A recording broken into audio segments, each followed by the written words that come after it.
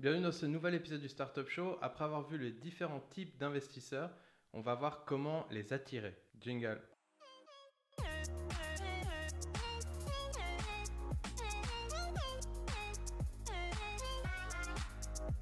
C'est la question la plus récurrente. Où trouver des investisseurs et surtout comment les attirer? Il y a plusieurs méthodes pour le faire. Il n'y en a pas une qui va marcher mieux que les autres parce que ça dépend tout du contexte dans lequel vous vous situez. Ce qui va fonctionner pour vous ne va pas forcément fonctionner pour une autre startup. La même chose que chaque nuit, Minus. Tenter de conquérir le monde. Le premier tip que je peux vous donner, c'est inscrivez-vous dans une base de données. La plus connue d'entre elles, c'est la base de données de TechCrunch qui s'appelle la Crunchbase. Donc là, vous pouvez noter par exemple quels sont vos associés, qu'est-ce que votre startup fait, si vous avez déjà levé des fonds ou pas. Est-ce que vraiment vous allez trouver un investisseur par ce biais-là ?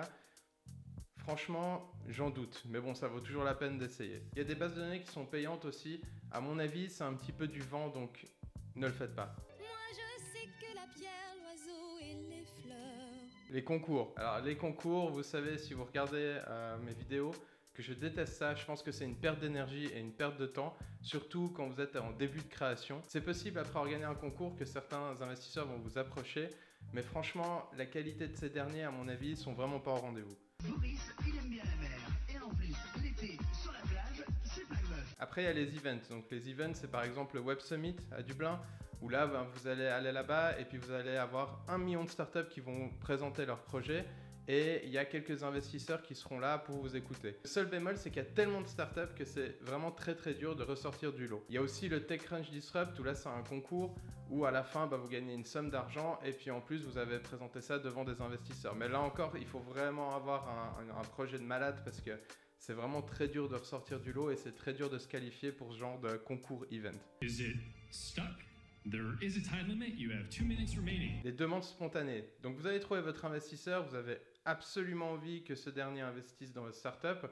Maintenant, il va falloir commencer à le traquer et à le chasser. Pour cela, il va falloir faire preuve d'imagination, de beaucoup d'imagination.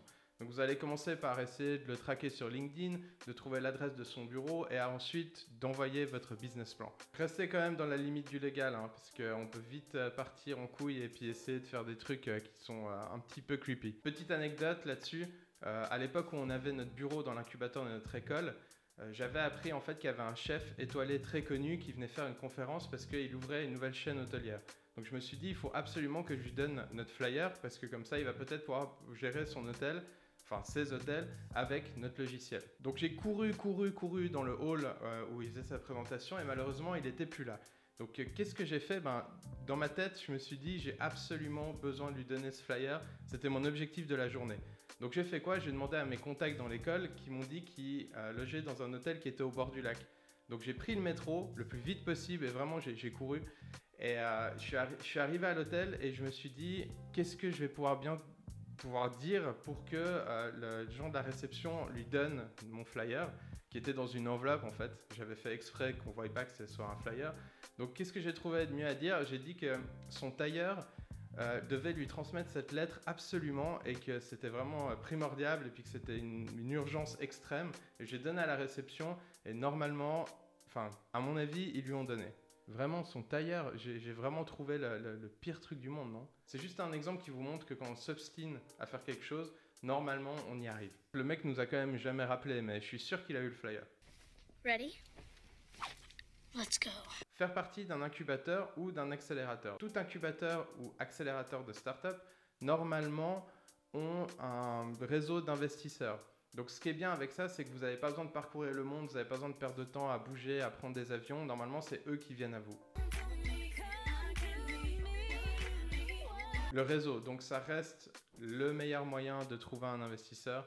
Donc c'est soit un ami d'un ami qui connaît un ami, donc ça marche très bien. Ou alors vous avez un associé qui connaît lui des investisseurs et là vous pouvez présenter votre projet à travers lui. Donc ça c'est vraiment le top du top. I never saw Jimmy so happy.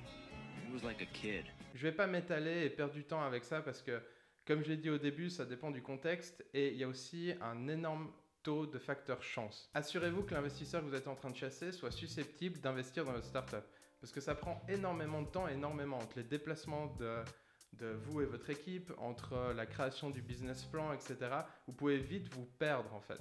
Et le temps et l'argent que vous investissez dans ça, vous ne pouvez pas l'investir dans le développement de votre startup. Vu que vous êtes au début, ça peut vite vous porter préjudice. Trouver un investisseur, c'est vraiment un petit peu l'effet papillon. Ça veut dire que c'est une suite d'événements chaotiques, un petit peu comme un Big Bang, qui à la fin va vous permettre de présenter votre projet à un investisseur. Je ne suis pas en train de dire qu'il faut rester dans votre bureau et puis attendre que les investisseurs viennent, pas du tout. Je dis juste que si vous commencez à vous prendre la tête, vous allez perdre du temps et beaucoup d'énergie. Donc juste chiller un petit peu et normalement si vous avez le bon produit et si vous avez un peu de chance, vous allez rencontrer le bon investisseur. Je rappelle que le concours est toujours en place jusqu'au 31 mars, c'est-à-dire la fin de la semaine. Le concours des 1000 abonnés, vous pouvez gagner un jeu Zelda, des t-shirts et des autocollants. Donc abonnez-vous à ma chaîne et le tirage au sort se fera dimanche.